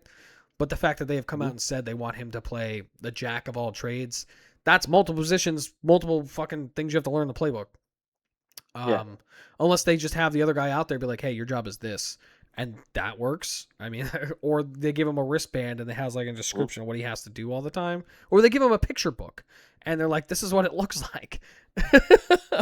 So I will tell you this. The reason why they're so high, Arvell Reese got 4 stars. Now we know I got 5 stars. I gave Colton Hood 4 stars. Everybody else up to Jack Kelly got 3 stars, and Jack Kelly got 4. The Giants filled their needs. They went out. They got Isaiah Likely. They tried to help the O-line with Ellie Maynor. They got Tremaine Edmonds, Greg Newsome, Darnell Mooney, Patrick Ricard. They filled some holes. They got rid of some guys that just weren't that great. They did unfortunately lose Bobby Okereke. But we said last year, at least I know I said last year, that if Jackson Dart can stay healthy and they improve their secondary, then they're a playoff team. And I feel like that they've taken the steps to do that. Like I said, whether Maui Noah is a harder tackle this year, he's an improvement on the O-line to try to keep his ass healthy. If they just lower their expectations of Arvell Reese, if they legit just say, okay, you're an off the ball backer. I don't care if everybody knows that when you're out there, you're blitzing, they have to stop you. And if they can get more consistently out of Colton, out of that secondary, Colton Hood starts locking stuff down with a healthy Malik Neighbors, I think they've done enough to make the playoffs in Harbaugh's first year. That's why they were so high for me, even though I laughed my ass off when they took Malachi Fields. I mean, the NFC East is what it is. It's a tough division every year, and honestly, it's a toss up every year. Yeah, the Eagles have won it, I think, back to back now, but that's the first time that's happened since like 2002. It's a toss up division, and it's very gritty. It's very hard, just because of the way the teams play each other. So we're gonna see what happens with that. And the other team now we have is the Commanders. And what average did you give them? I gave them a 3.42. Nice. So Washington, I have my little cheat sheet here. Second division, fifth in the NFC, 12th overall. There were some things that I didn't really care for, like their secondary.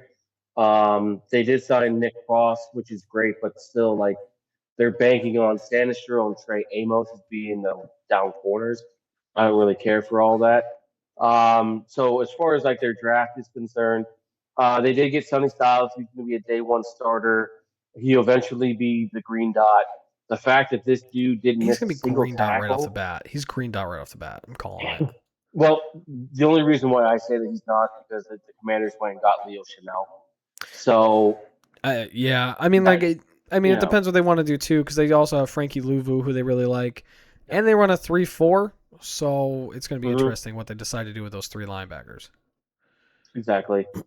So he got 5 stars, and the fact that he didn't miss a single tackle until the Indiana loss in the playoffs, where he missed 2 tackles, that just speaks volumes to me. Honestly, Antonio Williams, I got a 4 star out of me.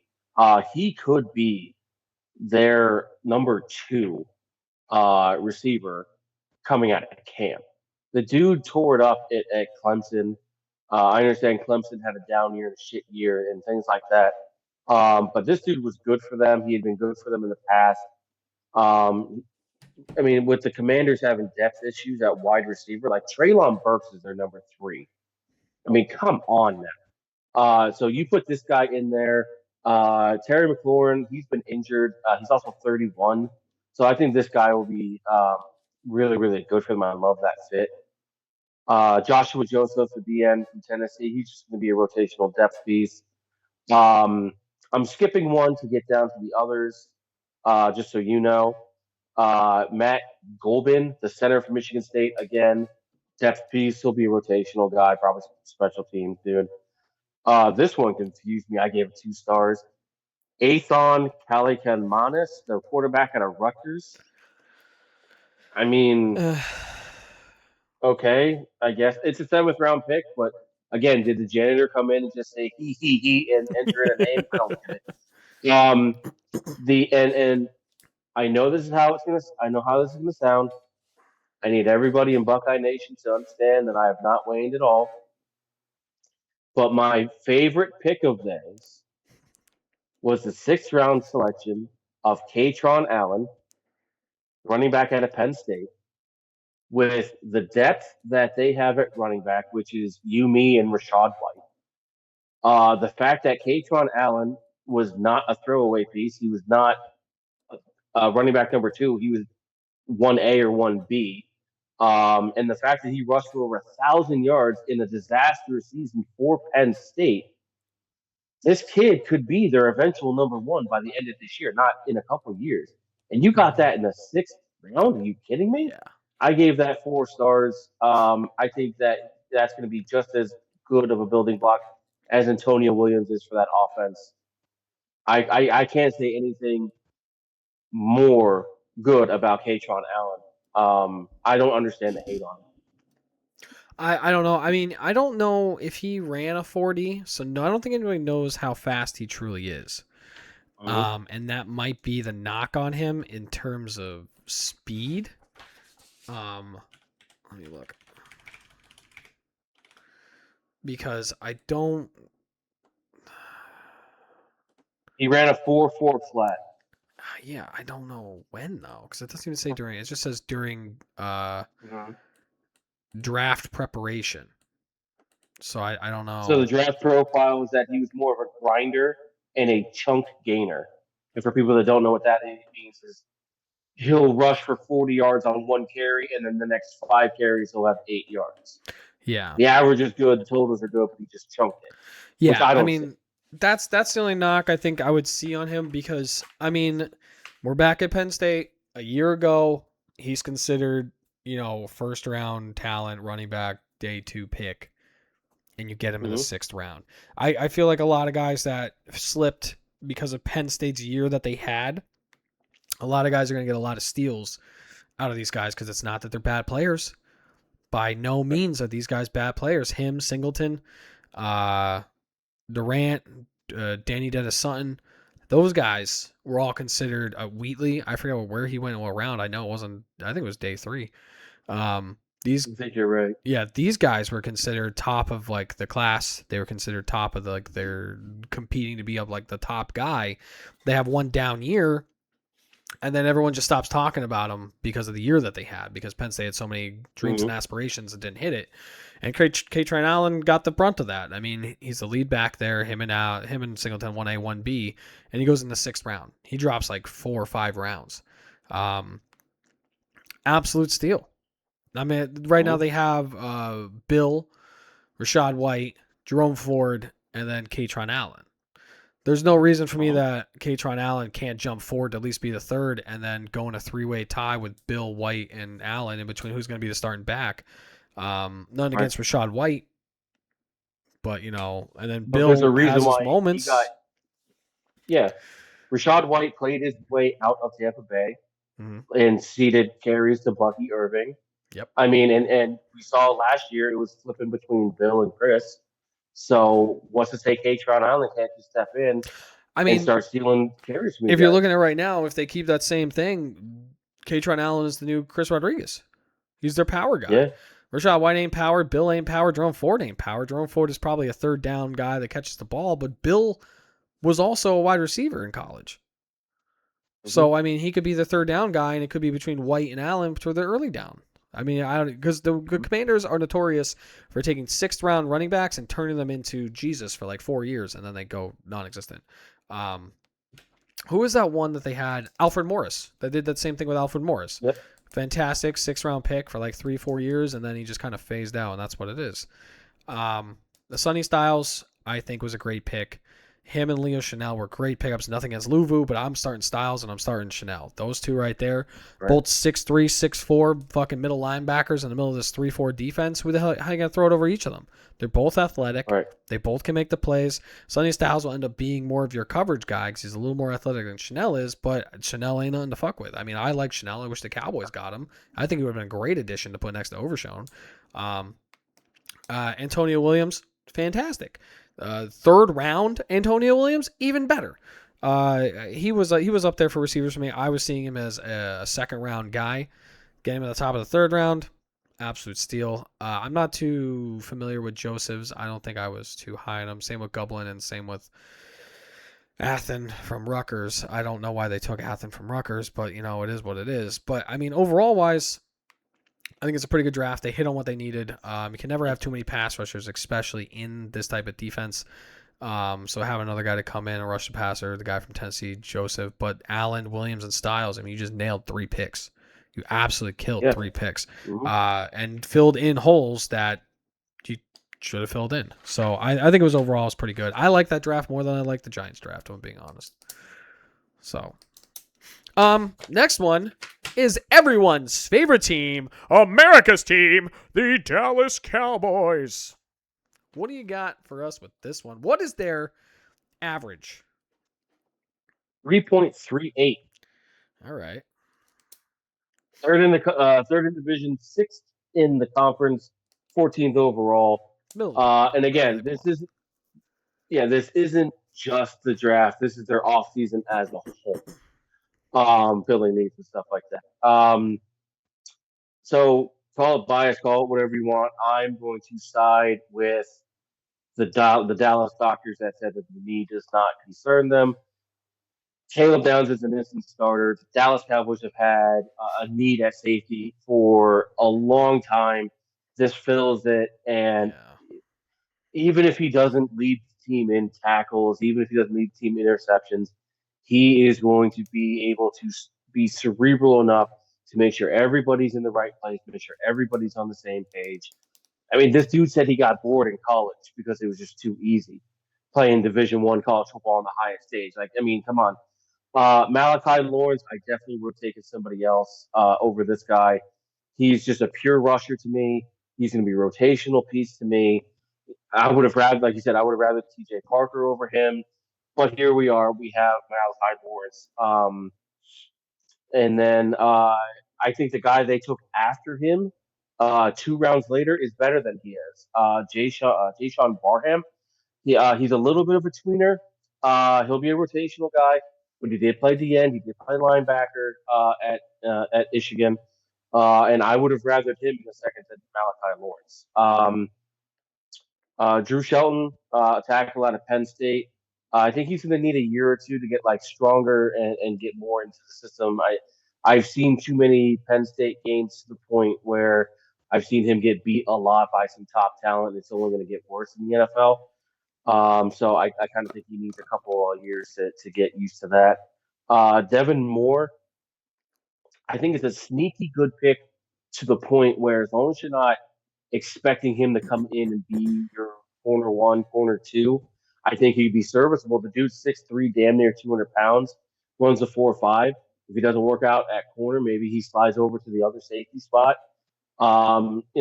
He's going to be useful. I don't think it was just a wasted pick. The lowest grade I gave them was LT Overton. I don't get this. This is another Taco Charlton. This is the Cowboys version of when the Bengals took what's his name, the dude that can't get didn't get Oh, sacks in college, Stewart or but something. Shamar Stewart. yes, Shamar Stewart. Thank you. Yeah. In 4 seasons, LT Overton had seven sacks. That's it. That's more That's than all. Stewart. Yeah, yeah. But it's just like what like you're what are you doing in the fourth round? I don't understand that. And also, where does he fit? If Dallas is moving to a 3-4, he's not big enough to be playing in the middle. He's slow to play on the outside. You're not going to have the fucking dude stand up. Where do you put him? Like what is your vision to where he's on the field getting meaningful reps in a meaningful game? Where do you put him where he's not a liability? That's just the way I see it. Anthony Smith Jr., the wide receiver out of ECU, special teams guy. He's quicker than fast, and the depth right now is not great in Dallas. They got two top tier guys, but everything else underneath is kind I of mean, he's eh. 6'3", So I could so. see, yeah. So whatever, but as the longtime Cowboys fan, I'm going to cede all of this to you. Okay, so fun stuff about Caleb Downs. The Yeah. Cowboys actually tried to trade up with the Dolphins to get him at 9. The Dolphins didn't want to swap both first, and they didn't want to have an extra fifth added. That wasn't good enough for them, and Dallas was like, all right, fuck it. So then that's why they ended up trading up to 11 just to make sure they got him after the Giants passed because they knew they wouldn't be able to trade with the Giants. And they ended up only giving Mm-hmm. 2 fifths for him, which is great. And I'm already hearing at practice, he's calling out shit for guys to do with straight up confidence, knows exactly what he's talking about, knows exactly what's happening. They're loving him. The Yeah. defensive guys are raving about him. He's like, run left, run left, run left. You gotta line up here, get over here. He's just calling shit out. He's basically being a green dot behind like he was at Ohio State, and he just knows the entire playbook and he knows what's going on. He's learning very fast. I think this is going to be a Mm-hmm. huge thing. Now it's whether they play him at safety all the time or have him come down in a nickel to help him out there because they did pick up Jalen Thompson. Either way, expect him to be on the field as much as possible Yeah. because there's no fucking way he shouldn't be. I don't care if you have to bench Malik Hooker. Put him on the goddamn field. I don't care. Now, the Malachi Lawrence thing annoys the shit out of me because for me, there was a number of other guys you could have taken for that D-line that would have made more sense. You had TJ Parker, who I liked a lot more. You had Peter Woods there, which could have played your third defensive tackle and whatever the for the 3-4. Could have taken one of those spots and gave you more of a pass rush and been on the field more because he plays the run and everything too. Or take the potential of Kendrick Falk, who's 6'6". Take one of those three guys. All three of those guys are still on the board. Nothing against Lawrence. He was a second round guy for me, and we're taking him at 23. They loved him. Their scouts loved Lawrence. The scouts, the two top guys that the scouts really loved were Downs and Lawrence. They were sending them pictures and videos all the time of Downs and Lawrence. You got to take these guys. You got to take these guys. So this is going to fall back on the scouts. Yeah, you hit it on the nail on the head with Downs. That was fucking easy. That was like Mendoza at 1. Did you hit on the head with Lawrence? We'll see. Barham, he's moving in between. He's like a tweener. He's moving between pass rush and middle linebacker type deal. So we will see him a bit. Now, the Drew Shelton thing. He's another one of the Penn State guys. Got hit with how bad of a year they had. Because the year before, he was one of the top tackles. And if he came out, he was going to be a day 1, day 2 pick. And then here we are. Horrible season. Allard didn't have a great season. Your running backs didn't have a great season. Penn State didn't have a great season. There was guys in the Cowboys front office and the scouts that saw him as a day 2 pick. So they were excited to get him. And you know what? It doesn't hurt to take him in the 4th round if you see him that way, especially with a team that has Tyler Guyton, who was a need pick and not a want pick. And they've kind of said that without saying it. So it makes sense. And then Terrence Steele, who, since he tore his ACL, has not been what they wanted him to be. Does he pick it back up this year, or does he take his spot at some point? Because they are not afraid to, no matter your pedigree, you're going to sit on the bench. We're going to find somebody who's going to play this position. They are one of the teams that will do that, which I am very happy about. Devin Moore, they like the size and everything. He might see some meaningful snaps. This is also a team that isn't afraid to rotate corners when they have to. It's all about the new defensive coordinator. We'll see what happens. Now, LT Overton, I hated the pick because I thought he was going to play end. He's not playing stand up 3-4 outside linebacker. He envisions him being down on that defensive end and like rotating in between there because they like him for his run stuffing. It's not his pass rush. They don't care about his pass rush. That wasn't the reason why they took him in the 4th round. So it's making more sense to me because 7 sacks. 7 sacks. What are we doing? That's not a pass rush. Well, if we see him more as like a 3-4 defensive end, 7 sacks kind of makes more sense. They want him to be down that way to kind of give them more of a run stuffer. Because apparently, the film that I've seen and what they've been showing is that that's where he actually plays his best ball, is playing the run, stopping the run, reading the gaps. It may not be rushing the passer, but that's fine. That's why you took Lawrence, and you have Ezaraka, and then you have Rashawn Gary, and whoever else. You just want to rotate the hell out of these freaking guys and not let them get in a groove, which annoys the hell out of me. So it makes more sense, that pick to me. I mean, I like it more than I like the Lawrence one. Then Anthony Smith, we'll see what happens to Anthony Smith. I mean, he's a 6'3" guy. He ran like a 4.4 40. I forget what grade I had. I don't think I had a 7th round grade on. I think I had a 5th or 6th round grade on Anthony Smith, so I don't hate it. I mean, overall wise, it was pretty good. I mean, they hit on what they had to do. They really went after defenders. They got every level. They have somebody new or multiple guys there, which is exactly what they fucking needed. And then they got some pieces for offense of, all right, well, let's not just take 7 defenders. Let's get some other guys in here too and see how we fit with it.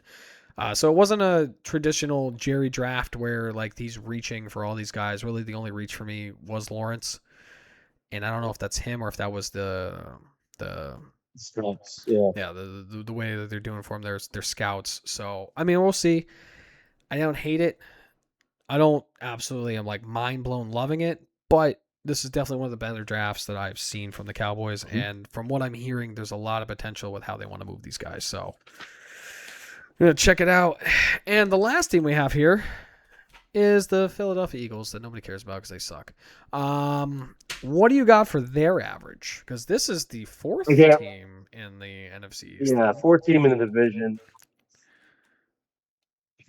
I can't wait to hear the fucking Eagle fans with their mouth. I gave them an average 3.11. Wow, that is fucking low. Okay. What were they overall? 15th in the conference. Okay. 30th overall. God, I can't wait to see who the 31 and 32 are. This is exciting for me. I'm just learning I'm learning these as we go. Yeah. So this is even exciting for me too. This is good. I don't want you to tell me who they are. I want to find out. It's like Christmas Day. I shall not. Like Christmas. All right. So, they took Mekhi Lemon. Say what you want about him and his whatever. He's a good athlete. And he could ease the blow for when they trade AJ Brown.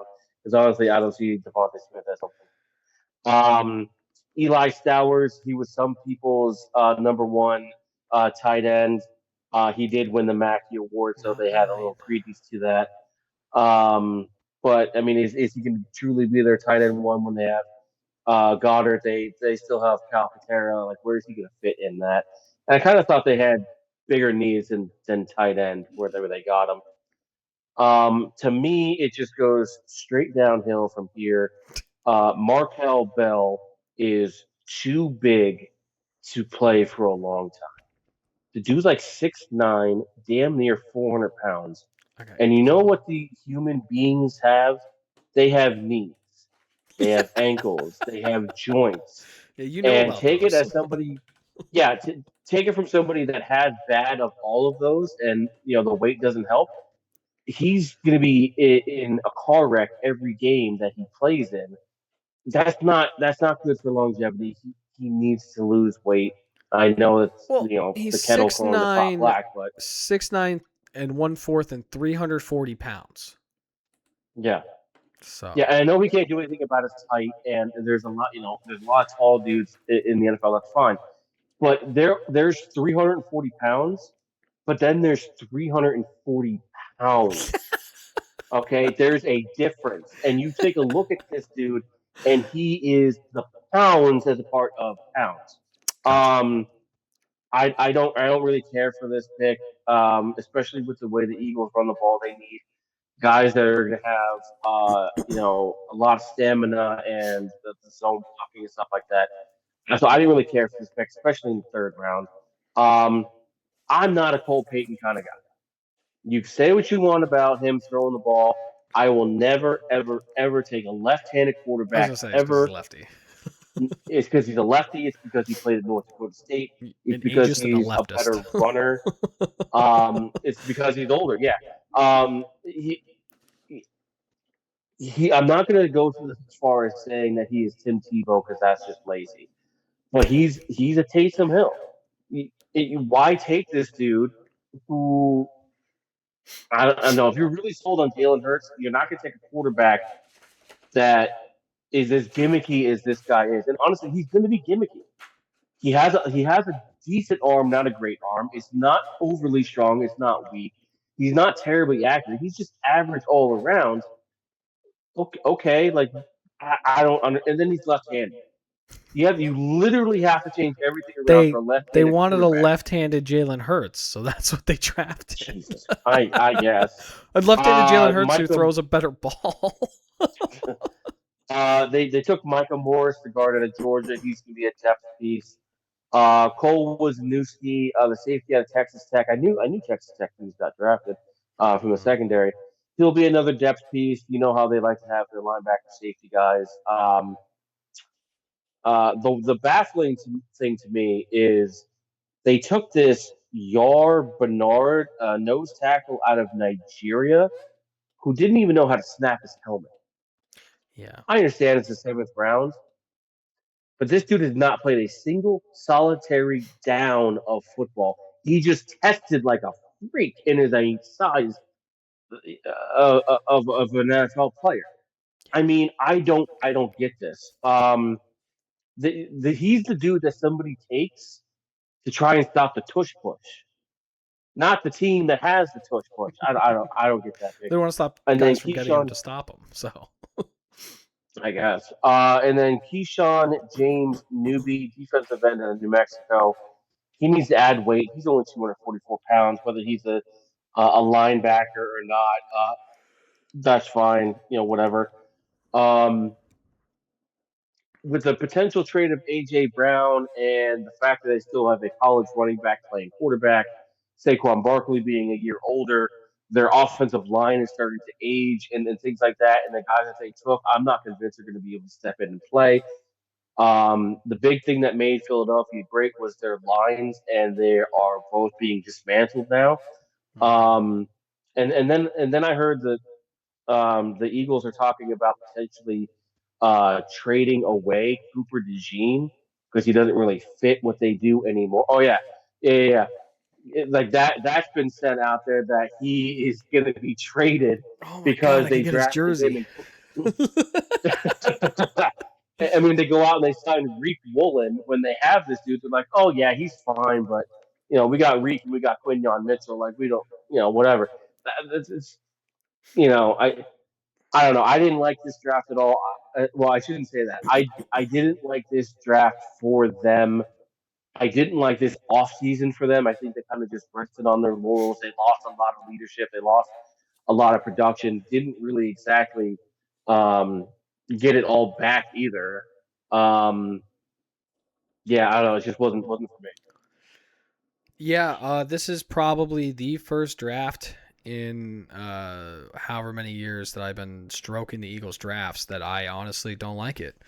I diehard Cowboys fan, hate the Eagles. You know, it is what it is. But their drafts have been immaculate. They've been nailing them. They've been Mhm. getting all the picks. They've been getting the best players. They've just boom, boom, boom, boom. And it's like, well, are they ever going to be bad?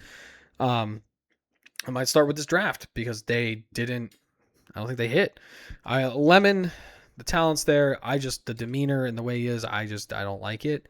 Especially, after they ask him what number he wants, he was delusional about offering Devontae Smith money for number 6, and then he was Mhm. delusional about offering AJ Brown money for 11 or whatever, and now, excuse me, just settled on whatever number he's on now. I forget what number it is. Um, we're just coming out being delusional, thinking that Devontae Smith, who's also wore number 6 all the time, is going to give you number 6. It's just not going to Right. happen. Yeah. I don't care who you are, whatever. But they only have 3 guys out of this entire draft that may see. Well, one's definitely going to see noticeable time, but like Stowers, he's behind Goddard. Goddard's on a 1-year deal, so it makes sense. Get another guy in here, get him acclimated. Here we go. But he'll see time. And then the other one is Cole Winsky, the safety that they got in the 7th round, who I absolutely fucking loved. He got snubbed out of the combine as well because he went from North Dakota State to Texas Tech. Didn't have any interceptions last year, but he had a bunch, like 7 or something like that at North Dakota State. But he's one of the guys who went D2 to D1. Played fantastic. I had a 4th or 5th round on him. But these safeties and everything, they are where they are. Dude is like 6'3", 6'4". Their safeties aren't that great to where he might actually take one of them. You got Epps and Magupa or whatever the hell it is, TJ Gray, Andre Sam, and Brandon Johnson right now as your safeties. And he might end up taking one of them. But I mean, other than that, I mean, like you said, Markel Bell, he's 6'9". He's 6'9". He's 21 years old, but he's 6'9". I mean, that's huge. I mean, if you get a guy that can dip the way that like Bain doesn't even need his arms then, because all he has to do is dip around with that pass rush, Right. and Bell has to like lean down to even try to get him. Being 6'9", and being a left tackle is going to be kind of hard for you. Yeah, you like the size, but Jesus Christ, at some point, calm down. And then Cole Payton, I liked him more before I found out he was a lefty. But once I was like, oh crap, he's left-armed.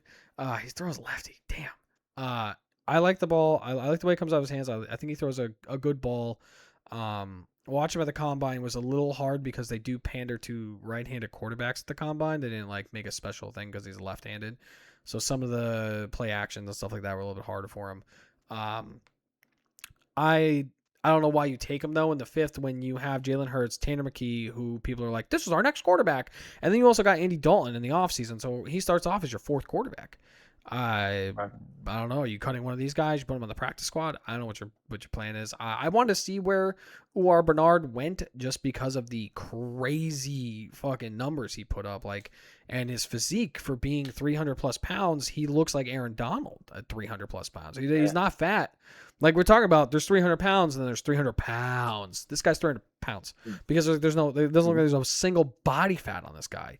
But they knew what they were getting. The guy didn't know how to put on a helmet. He's never practiced before. He's never done anything before. He's literally raw. There's no bad habits, and then there's no good habits because there's no habits. You're starting over at basically pee-wee football with this guy. You're starting from scratch. Is he 21? I don't know. This is like the tackle that the Steelers took. Nobody knows how old he is. We'll see. But I mean, he's a specimen. It's something that 7th round, I would take a flyer on it, just because. I mean, it's a 7th round. Either him getting undrafted, or I guarantee I get this guy, and we'll see if we can work with him. And if not, it's a 7th round pick. I mean, like they're not all going to make it. Cole, I think, will make it. I think he should have been higher. But I don't love the draft. I don't think they did anything to super improve. And if they're thinking about trading Cooper DeJean, which is crazy to me, because you only have Reek Woolen on a 1-year contract, but if you don't trade Cooper DeJean, you're getting nothing for him because you're not going to re-sign him. He's gonna want top dollar for a corner, but you have to pay him and Mitchell at the same exact time. And this roster, It's running out of time to pay these guys. And you still have to fill in your offensive line when they all retire because A.J. Brown's going to be gone. Barkley's on his contract. Hurts is on his contract, but I think they have an out after this year, so you might be searching for a quarterback. Mulata's getting up there. Landon Dickerson's having knee injuries all the time. Jurgen's there. Steen's there. Lane Johnson, you're lucky he's even back for another year, honestly. But you're going to have to pay guys. They just paid Jordan Davis. Yeah. Well, you have Jalen Carter coming up for his contract. Nolan Smith coming up for his. Jahad Campbell, you're going to have to pay him eventually. Reek Woolen, if you want him again, you're going to have to pay for him after this year. You're going to have to pay for Quinton Mitchell, and you're going to have to pay for Cooper DeJean if you want to keep him. They have a lot of top talent, but they have a lot of guys to pay, so they're not going to be able to keep them all. And here we fucking go. So, also the A.J. Brown thing, I'm seeing it's probably going to be a 2028 first and not 2027. Nobody wants to give up their 2027 picks, and I don't fucking blame them. The way that it's going, it might be one of the top classes, depending on who comes out and who stays, to ever, well, not ever, but like come out in recent years. It might be one of the top drafts, especially offensive wise. How crazy it might be. Receivers, running, I don't know about quarterbacks. Yeah, we said this last year about quarterbacks, but we'll fucking see about that. So I'm not a fan of it. And I agree that they are definitely going to down there. I can't wait to see who 31 and 32 are though. So they're not good, I can tell you that. I don't think so, especially if that was 30, I can only imagine who 31 and 32 are. We don't agree on everything, but that's a pretty good take right there. All right, that is our NFL East draft grades, offseason grades, brought to you by the Rain Man himself, David Lopes over there. It's not a bad system. It's an interesting system, to say the least. And we're just here for the ride. Anything Absolutely. To say before we let these poor people ears? Nope. Just yeah. Thank you for everyone that continues to support us. The new people that are supporting us have reached out. Thank you to all of the partnerships that we have had and gained and everything like that. And we'll be trucking forward with them and just see where it takes us. I mean, other than taking maybe the whole month of June off, camp is only a few months away. Things will be starting back up. I can't. Yeah, it's crazy because like we're here, we're excited, but then we're gonna blink and it's gonna be week 18, and we're just like, shit, we just got here. God damn it, I'm out of the fantasy playoffs. It's week 4. I'm already done for the year. I hate this game. Cowboys, Dak Prescott tears his butt cheeks. It's gonna be horrible. But yes, thank you guys so much for liking, subscribing, following the whole shebang dang. Keep sharing what we do. We're gonna keep doing it anyways. I mean, like I said, I do this for fun. This is if some of the people can share their opinions, then so can we, because a lot of guys, amen, brother, that share them they're inside thoughts, and they are making them outside thoughts, and they shouldn't do that. Yeah, for real. They're saying the quiet part out loud, and really they should not do that because it should stay quiet. Right, Lopes? You know, people can hear you, right? Right, Lopes? You know about the quiet part out loud. You know all about that, right? Listen, a lot of quiet part stays quiet unless it's on trusted ears. Then it becomes a loud part.